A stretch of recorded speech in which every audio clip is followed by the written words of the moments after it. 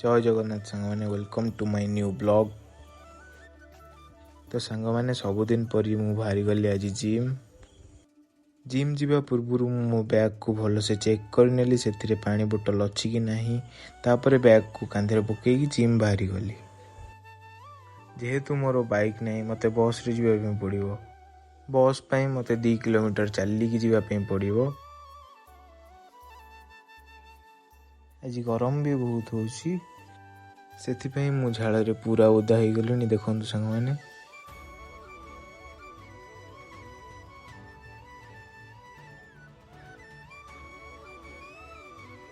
Eighty गछरे बसी मांकड़ ठंडा पवन खाऊंती। मुझे खरारे चलुची।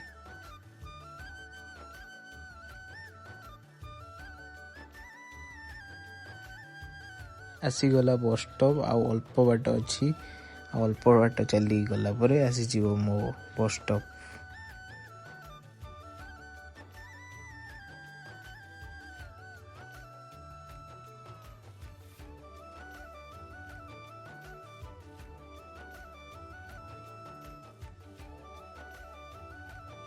तो सांग मैंने देखु एटा है आमर नुआ साई।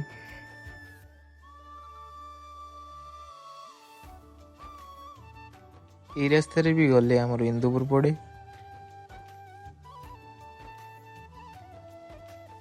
देखु सांग मैंने एटा है आमर केनाल रो व्यू केमती अच्छी देखु सांग मैंने बहुत बढ़िया देखा होउची।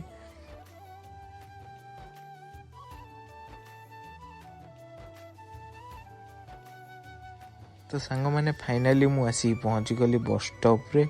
एठी मते बस को वेट करिया पे पड़िबो बस आसिला जाए।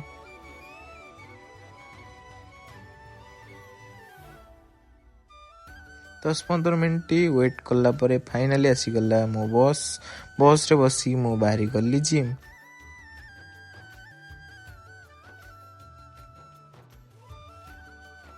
मानस भी आमर बस को वेट करथिला जिम जीवा पई। सेथिपई से बस को देखिकी दौड़ी आसिला। बस रे चढ़ी साइला परे ता खुशी न कहले सरे। ये हैला मो जिम पार्टनर मानस। 8 किलोमीटर ट्रैवल करी फाइनाली पहुंच गली जिम पाखे। फास्ट जिम रे पहुंची ठाकुर को नमस्कार कली। नमस्कार हैला परे तापरे मो बॉडी स्ट्रेचिंग कली।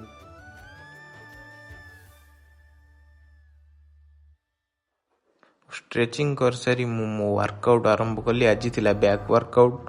फास्ट मु स्टार्ट कली लैट पुल डाउन रो।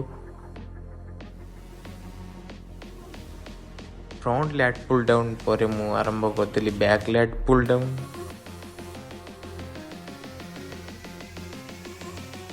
तापर आरंभ करदेली टी बार रो।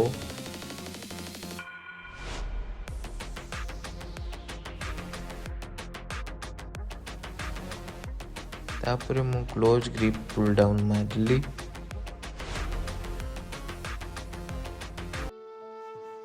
तापर जिम रे करंट पड़ेला। मु ठाकुर को नमस्कार ही फेरी आसिली।